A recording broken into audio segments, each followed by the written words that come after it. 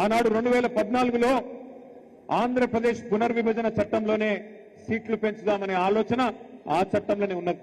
కానీ ఆ చట్టాన్ని తుంగలో దొక్కిందే భారతీయ జనతా పార్టీ. మళ్ళీ ఈ రోజు సీట్ల పెంపు పేరు మీద మళ్ళీ కొత్త డ్రామా చేస్తూ మహిళా రిజర్వేషన్ అని చెప్పి తీసుకొస్తా ఉన్నారు. మహిళా రిజర్వేషన్ కు మేము అనుకూలమే. మహిళా రిజర్వేషన్ ఖచ్చితంగా సమర్థించిందే కేసీఆర్ గారు, మన పార్టీ. శాసనసభలో శాసన మండలిలో తీర్మానం చేసి కేసీఆర్ గారి నాయకత్వంలో మహిళలకు ఖచ్చితంగా చట్టసభల్లో 33% ఇయ్యాల్సిందే.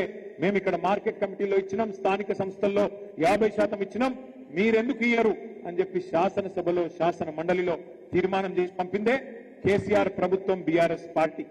దాని విషయంలో ఇబ్బంది లేదు.